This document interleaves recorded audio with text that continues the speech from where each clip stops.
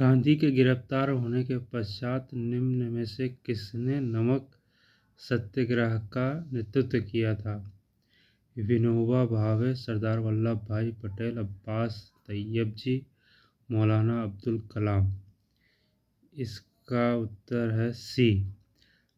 और इसकी व्याख्या है, नमक सत्याग्रह में गांधी जी गिरफ्तार होने के बाद नमक सत्याग्रह का नेतृत्व अब्बास तैयब जी ने किया था। तैयब जी ने इस धराशरण सत्याग्रह का आयोजन किया था, जिसका ब्रिटिश सरकार ने क्रूरता से दमन किया था, जिसका जिक्र अमेरिका पत्रकार वेब मिलर ने भी किया। अब्बास तैयब जी को गुजरात का वयोवृद्ध पितामह भी कहा जाता है। भारतीय राष्ट्रीय कांग्रेस के किस अधिवेशन पूर्ण स्वराज्य का लक्ष्य घोषित किया गया? कलकत्ता, मद्रास, नागपुर, लाहौर। इसका आंसर है डी। कांग्रेस के लाहौर अधिवेशन 1929 में पंडित जवाहरलाल नेहरू की अध्यक्षता में स्वराज के स्थान पर पूर्ण स्वराज को अपना नया लक्ष्य घोषित किया तथा 26 जनवरी 1930 को पहला स्वतंत्रता दिवस बनाने का निर्णय लिया गया था। स्वराज की सबसे पहले मांग वर्ष 1906 में वर्ग कांग्रेस के कलकत्ता अधिवेशन में दादा भाई नौरोजी की अध्यक्षता में की गई थी।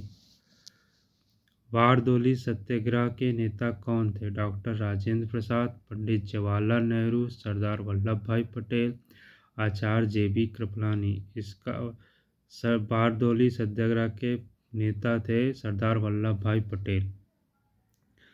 बारदोली सत्याग्रह 1926 को एक किसान आंदोलन था, जो कर वृद्धि के विरोध में सरदार वल्लभ भाई पटेल के नेतृत्व में चलाया गया था। इसी आंदोलन में बारदोली की महिलाओं ने पटेल जी को सरदार कहकर पुकारा था।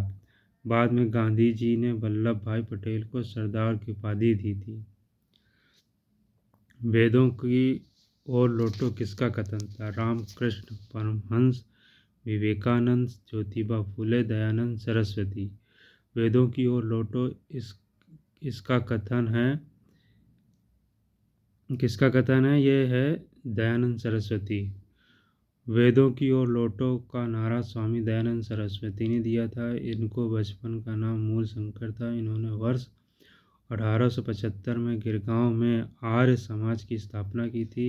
इन्होंने वेदों की सर्वश्रेष्ठ स्वीकार करते हुए यह माना कि वेदों को छोड़कर कोई अन्य धर्म ग्रंथ प्रमाणिक नहीं है।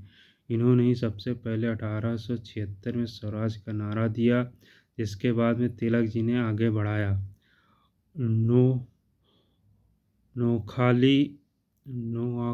नोआखाली स्थित है पश्चिम बंगाल में, बांग्लादेश में, त्रिपुरा में, बिहार में। इसका उत्तर है बांग्लादेश।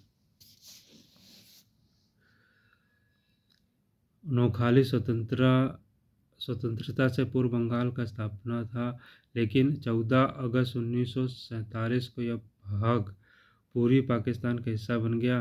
अंततः वर्ष 1971 में बांग्लादेश का मुस्लिम लीग द्वारा घोषित सीधी कार्रवाई दिवस 16 अगस्त 1946 के बाद नोआखाली के दंगे शुरू हो गए। गांधी जी को सर्वप्रथम किस वर्ष सत्याग्रह के दौरान गिरफ्तार किया गया था? 1906, 1908, 1913, 1917। इसका आंसर है बी।